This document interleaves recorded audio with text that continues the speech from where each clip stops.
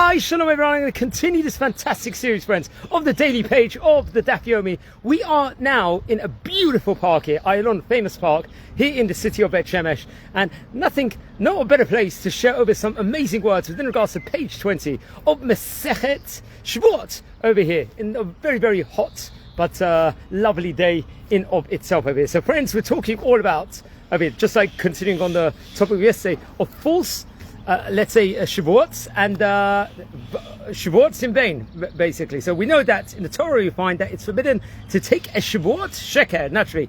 This is found in Vayikra, as we stated yesterday, in chapter 19, verse 12. And also a Shevuot shav, which we spoke about. What is a Shevuot shav? It's an oath taken in vain, as opposed to, what is the difference between these two things? So we've got Shevuot sheker and Shevuot shav.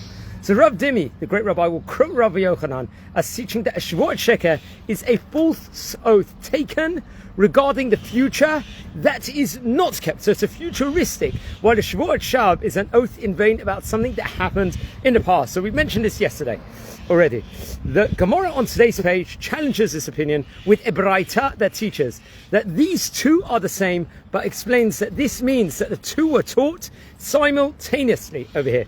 They were said at the same time in a manner that allowed the listener to realize that two similar laws were being taught and understood the nuance of differences between them. Okay, friends, so what's going on? Okay, so now we can see more subtle differences over here in today's page of the Gemara over here. As we remember yesterday, we spoke all about the Shevuot. Remember, we also did, I believe, a whole Masechet of Masechet Nedarim.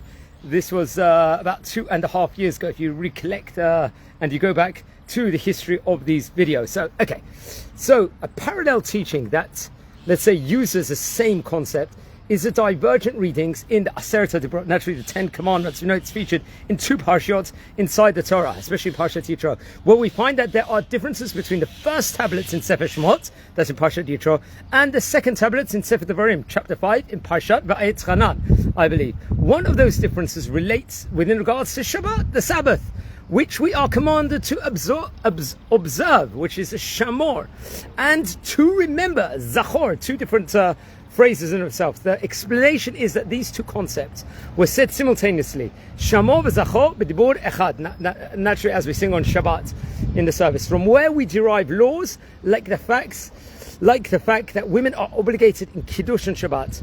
Now there's a challenge over here. Rav Steinsaltz says in his brilliant notes, the challenge regarding women and Shabbat stems from the fact that Shabbat appears to be a mitzvah, aseh she'azman gerama, a positive commandment dependent on time, a type of commandment from which women are usually exempt. Now the Gemara teaches that sin shamor, which refers to negative commandments on Shabbat, and zachor, which refers to the positive commandments, you can see a difference, like Kiddush, are viewed as connected since they were uttered simultaneously.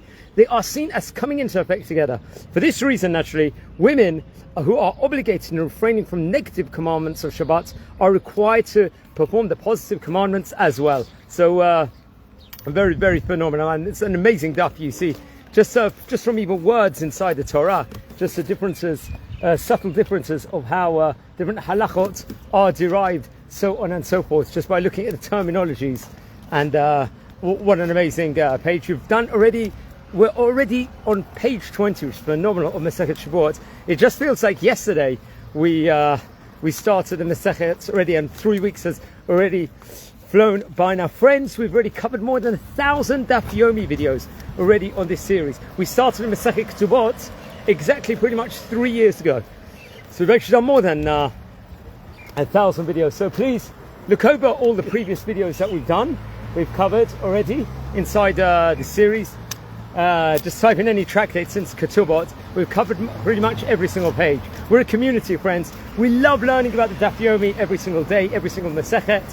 We cover many, many different videos on many different important topics. History of rabbis, Parashat Shevuot. We record with another famous popular rabbi every single day. That's we've been doing that for about a year already. We sightsee all over the land of this fantastic country of Israel. We advocate for Israel. So many amazing things we are doing, friends. So please join, and wishing you all a fantastic day. Let's see a bit of the scenes of this beautiful city. As this is the main Ayalon strip road here in the city of Bet Shemesh. Ramat Bet Shemesh Aleph to be precise. Bo, Netanel, come. Just walking with my son Bo. A lot of biblical area over here. See there, that's an area down there called Menachem Parush. Anyone tuning in? Like you've got a lot of pathways and walkways here. This is a beautiful road. It's like the countryside of Israel. So wishing you all a fantastic day, friends.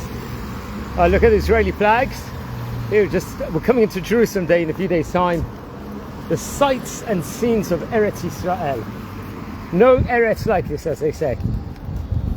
I'd like to dedicate this Lilu Nishmat to Abiu Benes, who passed away just over a year ago. Thanks very much, friends. Wishing you all a beautiful day, friends. Thank you.